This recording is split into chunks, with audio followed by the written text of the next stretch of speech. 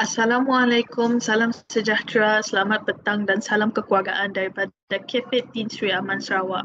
Kami harap kita orang semua berada dalam keadaan sihat. Kami pun sihat juga, Alhamdulillah. Bagi yang tidak mengenali, nama kami adalah Nuraisyah Hafifah. Kami merupakan pelajar kaunseling dari UNIMAS dan sedang menjalankan internship di LPPKN Sarawak. Untuk hari itu, kami mau berkongsi tentang topik perhubungan, relationships. Kami itu bukanlah seorang pakar dalam perhubungan, tapi kami sajalah pilih topik itu sebab kami rasanya interesting dan relevan untuk semua tanpa kira peringkat usia, bangsa, agama dan sebagainya. Tapi sebelum memulakan perkongsian, kami ingin mengucapkan terima kasih kepada para penonton dan pendengar Cafe Tin. Semoga kita orang memperoleh manfaat dan seperti biasa janganlah malu-malu untuk bertanyakan soalan atau meninggalkan komen di ruangan chat Facebook. Okey. Relationships. Kami asal kami situ bila sebut je relationship mesti terfikir tentang hubungan percintaan je. Fikir tentang girlfriend, boyfriend, tak suami isteri. Itu sih. Cik salah sebenarnya.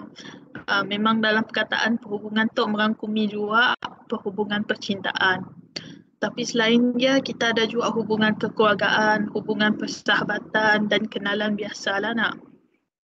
Jadi sepanjang perkongsian tu, cuba ingatlah yang kita ada pelbagai jenis perhubungan sesama manusia. So, untuk hari itu, learning agenda kita, apa yang kita akan sentuh tentang adalah apa itu sebuah perhubungan,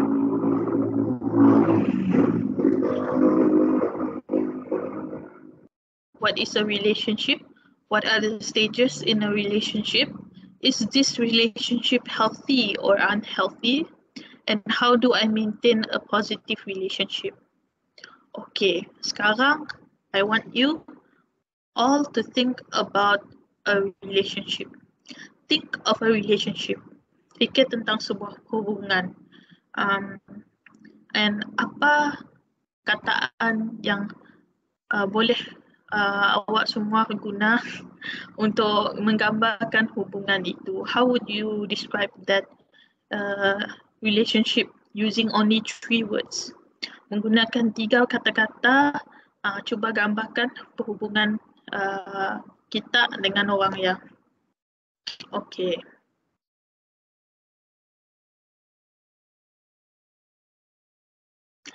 I'm sure ada yang guna perkataan positif dan mungkin ada juga yang gunakan perkataan negatif.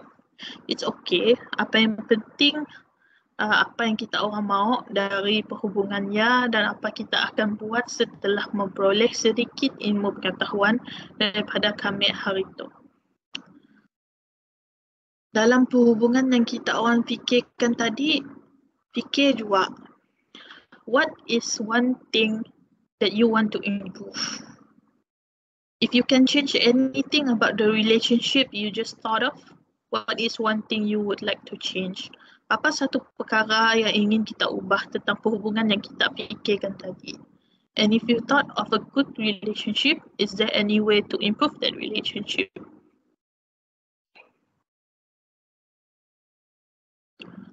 Okay. Kalau ada yang berfikir sekarang ataupun ada yang meninggalkan komen, I would like to say thank you lah. Baguslah dah ada gambaran apa yang kita mahu daripada perhubungannya. Dapat tengoklah perhubungannya macam ni nak. Dapat nanggar gambaran tu maksudnya kita dapat menetapkan matlamat ataupun goals untuk perhubungannya. Sebab if you can see what kind of relationship you are in, it gives you a long-term vision and sometimes short-term juga of what you want from the relationship. In other words, kita dapat anggap dari sini hala tuju perhubungannya. Okay, moving on. What is a relationship?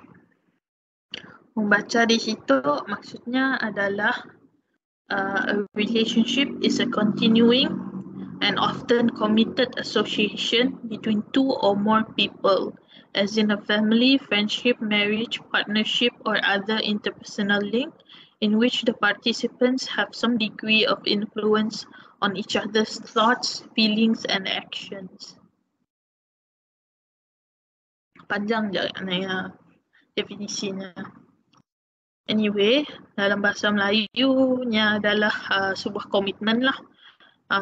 Sebuah komitmen yang bersifat berterusan yang wujud di antara dua orang individu atau lebih, yang di mana orang yang terlibat itu mempunyai sedikit pengaruh pada pemikiran, perasaan dan tindakan orang-orang yang terlibat dalam perhubungannya lah. But boleh sih kami tanya kita orang, what kind of relationship is the best relationship? Saya ajukan soalan itu kepada tuan-puan dan adik-adik semua. Hubungan apa adalah hubungan yang paling best?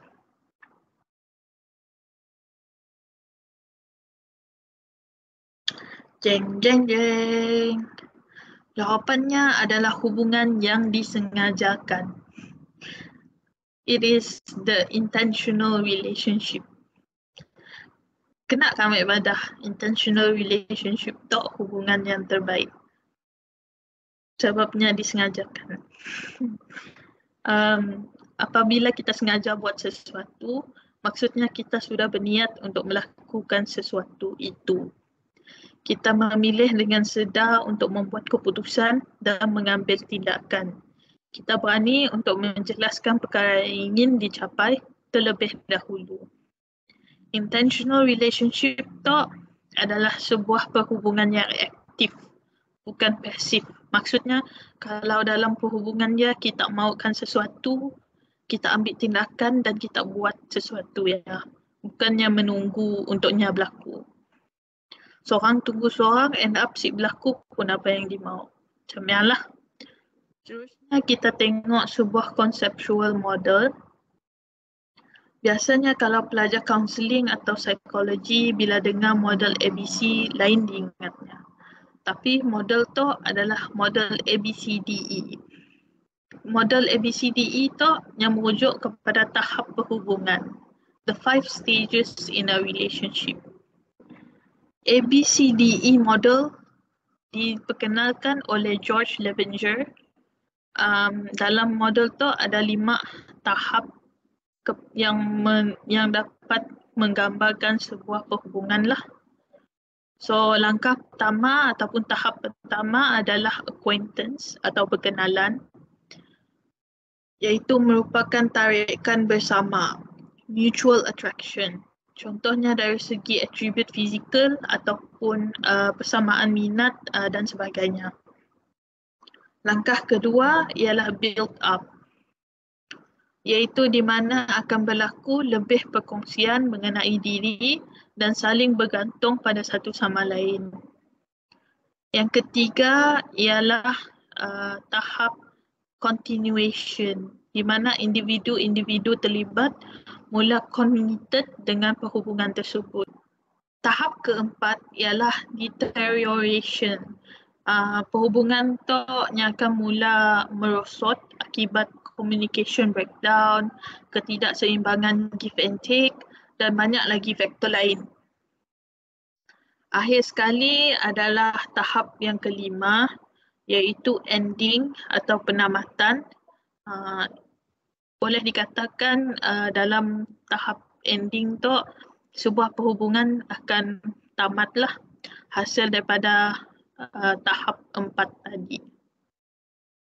Namun begitu, ada juga segelintir perhubungan yang melalui 4 daripada 5 tahap tersebut dan tersangkut pada tahap keempat, iaitu deterioration. Kalau perhubungan kekal pada fasa tersebut, kita boleh panggilnya sebagai toxic relationship. If you stay at the stage of deterioration, it is a toxic relationship. Jadi macam ni kita tahu sebuah perhubungannya sihat atau si sihat. Apa tanda-tandanya? Kalau hubungan yang sihat, yang merangkumi mutual respect. Kita saling menghormati, mutual trust, saling mempercayai, honesty, kejujuran, compromise, berkompromi, individuality. Maksudnya kita mempunyai hak untuk menjadi diri sendiri walaupun berbeza pendapat dengan orang yang kita dalam hubungan dengan. Berkomunikasi dengan berkesan, pandai menjaga kemarahan dan menjadi contoh teladan untuk satu sama lain. Selalunya bila kita dalam perhubungan yang sihat tu, you can develop some sort of admiration. Kita boleh mula mengkagumi orang yang kita berada dalam hubungan dengan. You look up to them. So untuk unhealthy relationship, it is described as a controlling relationship. Sebuah perhubungan yang mengongkong, hostility, dishonesty, disrespect, dependence, intimidation, physical violence, and sexual violence. So, these are the characteristics lah untuk healthy relationship dan unhealthy relationship. Bila kamu fikirkan tentang hubungan tadi, what do you think? Adakahnya sebuah hubungan yang sehat ataupun tidak sehat? So, how to stop an unhealthy relationship? Dah tahu te, munlah, katakanlah kita si minta anak-anak, tapi munlah perhubungannya te adalah perhubungan yang tidak sehat ataupun toksik. Apa yang boleh kita buat? Antara langkah-langkah yang boleh kita ambil adalah kita boleh minta bantuan daripada pihak ketiga. Si kisahlah sama daya mak bapak tak pun ke, adik-beradik ke, ataupun seorang pakar profesional dalam perhubungan ataupun kaunselor ke. Siapa-siapalah, you can ask for help, seek for assistance. Selain daripada you can express your feelings, meluahkan perasaan dan kerisauan yang ada pada pasangan atau orang yang berkenaan. Kita boleh make a decision, buat keputusan sama ada mahu terus bertahan dan bersabar atau tamatkan perhubungan. Next, surround yourself with positivity. Kelilingi diri anda dengan positivity, dengan orang-orang yang positif, yang memberi sokongan dan juga environment yang tidak toksik. Dan selesai membuat keputusan, you have to stick with the decision. Berpeganglah kepada keputusan tersebut. Seterusnya kita akan melihat kepada the four horsemen. Kami mau berkongsi tentang kenapa sebuah perhubungan itu boleh binasa. So the four horsemen tu yang diperkenalkan oleh Gottman. The four horsemen tu adalah criticism, contempt, defensiveness, and stonewalling. Walaupun dalam tiap hubungan perkara ini boleh berlaku, tapi apabila dilakukan secara berlebihan dan berterusan tanpa pembaikan selepas ia berlaku, ia boleh menamatkan sebuah perhubungan atau menjadikannya toksik. So instead of kita mengkritik pasangan kita, sebab yang first tadi criticism, instead of kita mengkritik untuk overcome the four horsemen, you can try teguran yang lembut. Use gentle startup. Maksudnya kita boleh tegur pasangan kita ataupun siapa-siapa yang dalam perhubungan dengan kita dengan cara yang lebih perlahan. Daripada kita kata nang aku jak ngemas rumah tu, kau nang si pernah nolong, kita boleh kata ada siapa-siapakah mau tolong rumah tu. Tolong kemas rumah tu. Kotor rumah tu ko. Dari sia you can see that you are not blaming anyone. Kita tidak menyalahkan seseorang yang spesifik kerana yang menyebabkan rumah yang kotor. Instead, you are admitting that you need help, which is a gentle way of asking lah. Kita si menyalahkan tapi kita meminta bantuan. Dan daripada bersifat defensif, instead of being defensive, you can instead take responsibility. Kalau salah kita, kita boleh mengaku yang kita buat kesilapan. Ngaku je lah, jangan nak bertengkar lagi bah. Hari tu kami lupa ngambil anak di sekolah. Salah kita lah, saya dah ingat kami. Ya, padah je lah kami sengaja lupa ambil anak di sekolah hari tu. Lain kali kita ingatkan kami boleh sih. That's like a gentler way lah. You take responsibility and then you ask for assistance. Seterusnya jangan kita membenci atau berdendam dengan orang ya dalam hubungan kita ya. No contempt. Instead, kita communicate. Describe your own feelings and needs. Ceritalah pada pasangan ataupun orang yang dalam hubungan dengan kita tadi, sama ada ibu bapa kita kah, adik-beradik kah, girlfriend kah, boyfriend kah. Apa perasaan sebenar dan keperluan yang kita perlukan. Jangan makinya depan-depan atau dari belakang, dari sisi pun si bagus. Tapi berterus teranglah. Kami tu sebenarnya si berpuas hati dengan kita ko. Kita ngongkong kami gila. Kami pun mau keluar juga dengan kawan-kawan kami hujung minggu. Ya bunyi bagus gila daripada kita menyimpan di dalam hati kita rasa tidak puas hati, pasal dendam sebab lama-kelamaan yang akan membuat. So, akhir sekali adalah stonewalling. Stonewalling tu adalah apabila salah seorang daripada pasangan mengeluarkan diri daripada perhubungannya secara hypothetically saying lah. Bukan secara fizikal mengeluarkan diri daripada hubungan.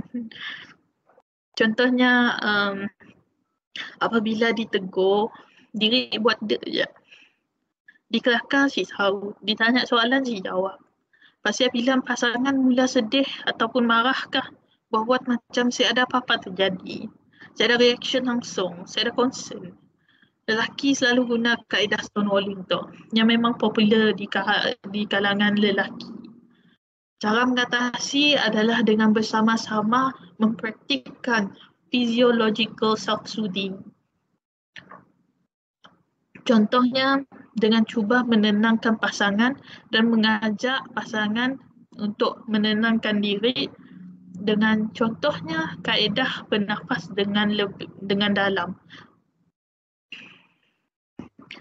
Contohnya dengan cuba menenangkan pasangan dan mengajaknya menenangkan diri dengan kaedah yang efektif lah. Seperti bernafas dengan dalam. Berkelakar dengan perlahan, ajaknya berjalan di taman. Apa-apalah yang boleh menenangkan diri. So next question, how do I maintain a positive relationship? Ada banyak cara sebenarnya, but then this is what I found. In order to maintain a positive relationship, kita perlu accept and celebrate differences. Ataupun kita perlu appreciate similarities and respect differences. Contohnya, mungkin pekerjaan pasangan kita dalam perkahwinan lah. Mungkin pasangannya pekerjaannya mengikut kesukaan kita. Nyate gamer, professional gamer. Tiap hari main komputer, kedap main kecil je. So, daripada kita macam look down on him because all he does is play games. Apa kata kita menghargai dan celebrate yang walaupun ia pekerjaannya, at least pasangan kita suka dengan pekerjaannya and at least dia mampu memberi kita nafkah.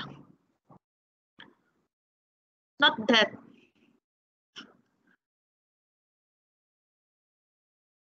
So next question, how do I maintain a positive relationship? In order to maintain a positive relationship, we have to accept and celebrate differences atau appreciate similarities and respect differences. Contohnya mungkin dalam perkahwinan salah seorang pasangan mempunyai pekerjaan yang tidak berapa disukai kita lah. Contohnya hanya professional gamer. Setiap hari main komputer je kena biar kecil.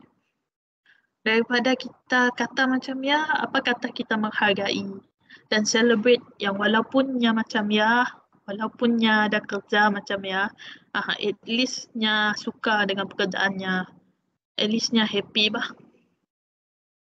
So you need to celebrate differences ataupun respect the differences. Next is learn to give and take feedback. Kadang-kadang ada orang tu yang tegur orang boleh, tapi bila ditegur tiba-tiba marah. Si boleh sama. Selalu je main nombor orang ke Datuk. Next adalah listen attentively. And then you can give people your time. Kadang-kadang orang perlukan masa untuk proses apa yang berlaku atau apa yang kita katakan ataupun apa-apa je lah. So you need to be patient. Give them time. Selain daripada ya, develop empathy dan develop communication skills. Empathy tu ada secara emosi, ada juga secara kognitif. Kadang-kadang kita si dapat relate dengan orang secara emosi, macam si pernah melalui apa yang lalui. So kita si dapat nak relate benar-benar lah. But you can use cognitive empathy, iaitu berfikir tentang situasinya dan cuba meletakkan diri di kasut orang itu. Cuba memahami lah. Semua tu kalau dipraktik, insyaAllah dapat bantu dalam mempertahankan sesebuah hubungan. So, next is a quote. We are afraid to care too much for fear that the other person does not care at all. Maksudnya kita takut untuk terlampau peduli tentang sesuatu ataupun seseorang kerana takut yang orang ya mempunyai perasaan yang sama. Nobody wants to be in an unrequited relationship. So ini adalah sebuah ketakutan yang agak common lah, but don't take it personally because maybe it's not a you problem but a their problem. So dengan ini saya menamatkan perkongsian saya. Ini merupakan rujukan saya dan terima kasihlah kerana sudi mendengar perkongsian ini. Segala yang baik datang daripada Allah dan yang buruk adalah hasil kelemahan saya sendiri. Selamat tinggal.